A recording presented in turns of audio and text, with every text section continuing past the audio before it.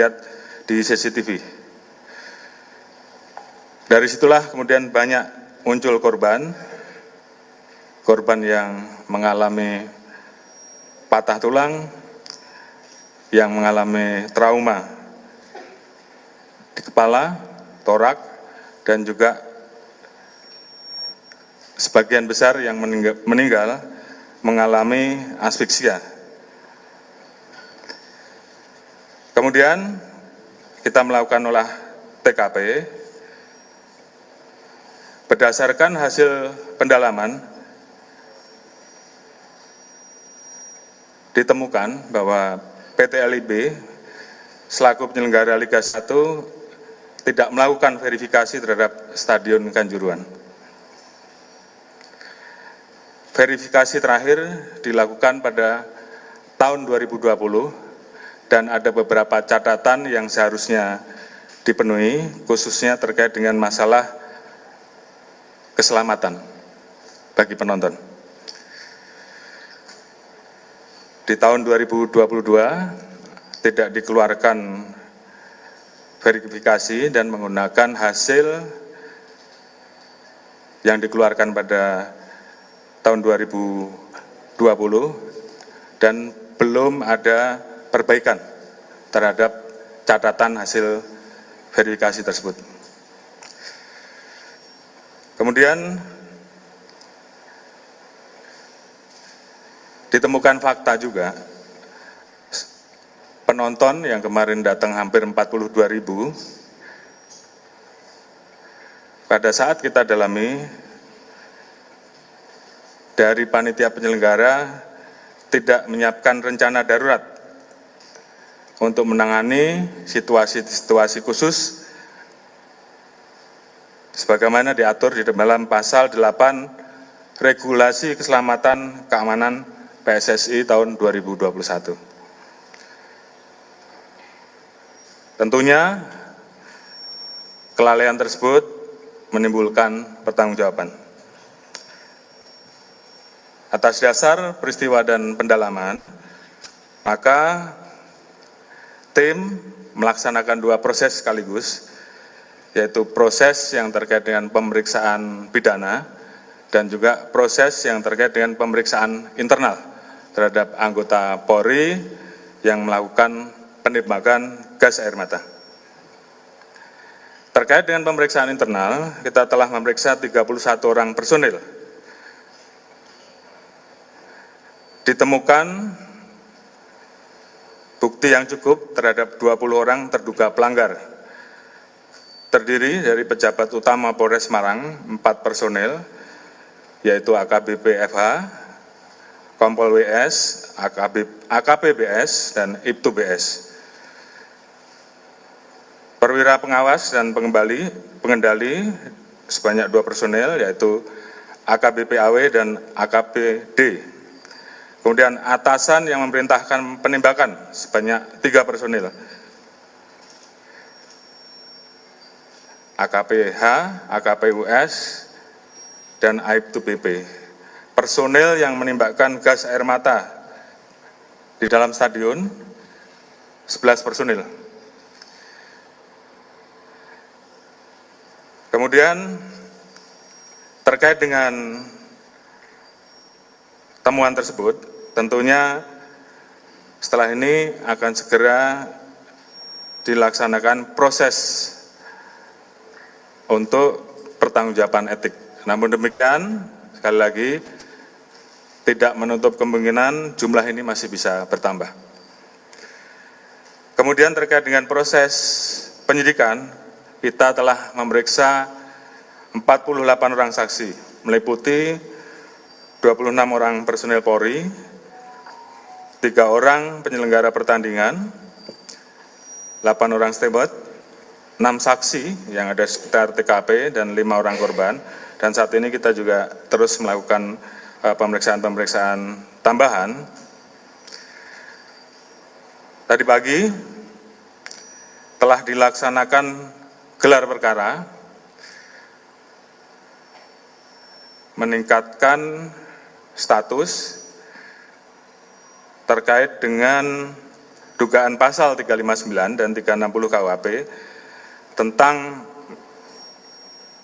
menyebabkan orang mati ataupun luka-luka berat karena kealpaan, dan pasal 103 ayat 1 junto pasal 52 Undang-Undang Nomor 11 Tahun 2022 tentang keolahragaan. Berdasarkan gelar dan alat bukti permulaan yang cukup, maka ditetapkan saat ini 6 tersangka sebagai berikut. Yang pertama, Saudara Insinyur AHL, Direktur Utama PT LIB.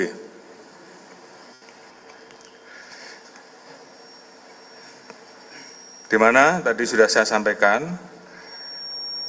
beliau bertanggung jawab untuk memastikan setiap stadion memiliki sertifikasi layak fungsi. Namun pada saat menunjuk stadion LIB, persyaratan layak fungsinya belum dicukupi dan menggunakan hasil verifikasi tahun 2020. Saudara AH, Ketua Panitia Pelaksana Pertandingan.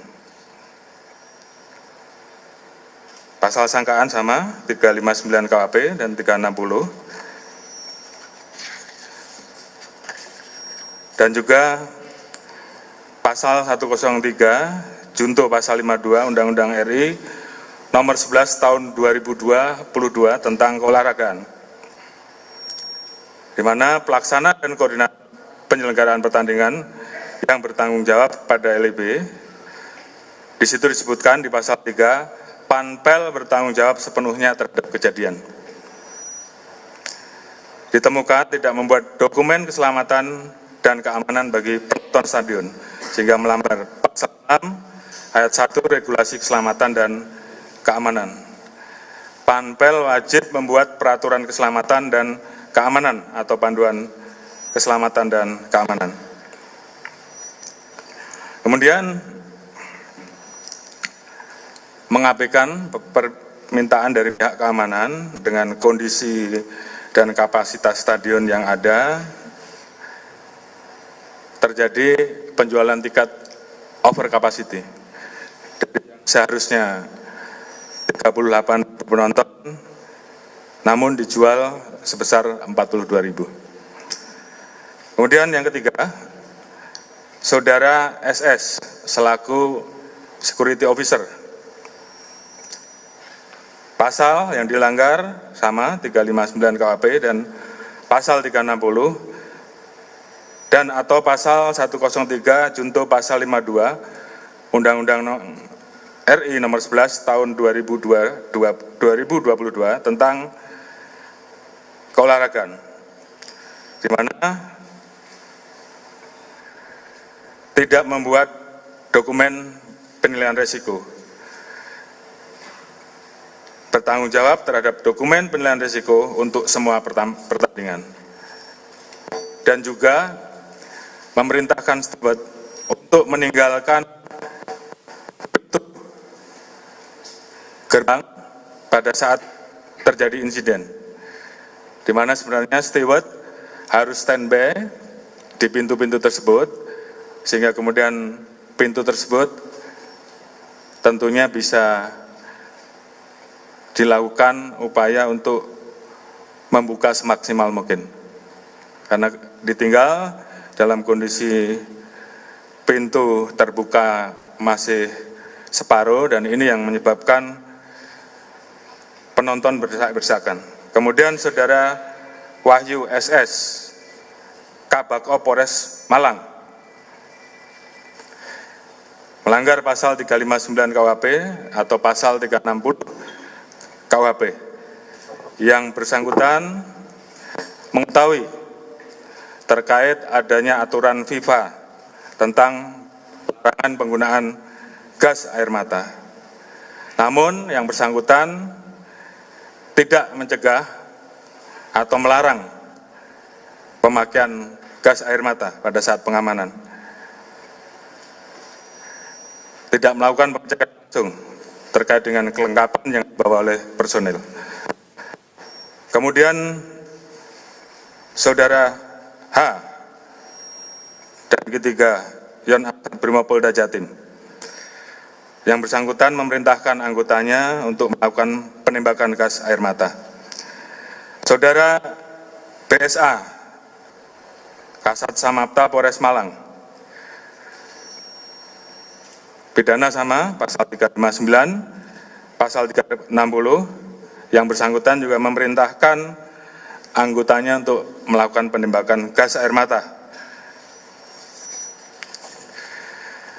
Tentunya tim akan terus bekerja maksimal, seperti yang saya sampaikan, bahwa kemungkinan penambahan pelaku, apakah itu pelaku pelanggar etik maupun pelaku yang akan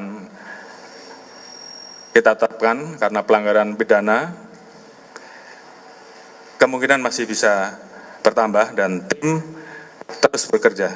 Dan kami tentunya akan betul-betul menyelesaikan kasus yang saat ini kita proses, khususnya yang pidana. Kami akan segera berkoordinasi dengan Kejaksaan Agung dan kejaksaan yang ada di wilayah Jawa Timur. Prosesnya bisa berjalan. Selanjutnya, tentunya kami juga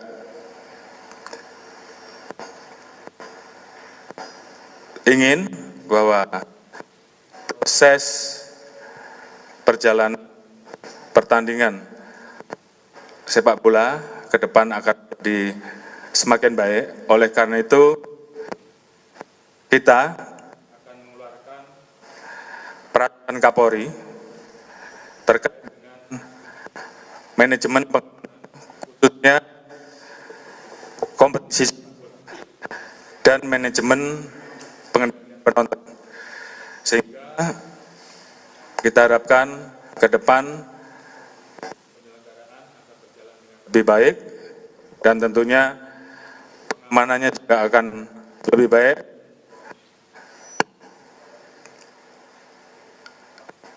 Dunia olahraga sepak bola akan bisa berjalan dengan lancar, aman, apalagi kita akan menghadapi pegelaran, kita akan menjadi tuan rumah dari 2023. Tentunya kami juga akan berkoordinasi untuk menyusun aturan-aturan, perbaikan-perbaikan, evaluasi dengan Kemenpora, Ketua Umum PSSI, dan juga pihak-pihak terkait dalam hal ini dari teman-teman perwakilan supporter dan juga para pemilik klub, sehingga ke depan kita bisa menyusun, memperbaiki manajemen terkait dengan pertandingan seperti apa yang disampaikan oleh Bapak Presiden, manajemen terkait dengan masalah pengamanan, manajemen terkait keselamatan, baik bagi pemain, ofisial, penonton. Mungkin beberapa hal itu yang bisa saya sampaikan. Tentunya perkembangan lanjut dengan proses yang kami laksanakan tentunya akan kita update. Assalamualaikum warahmatullahi wabarakatuh.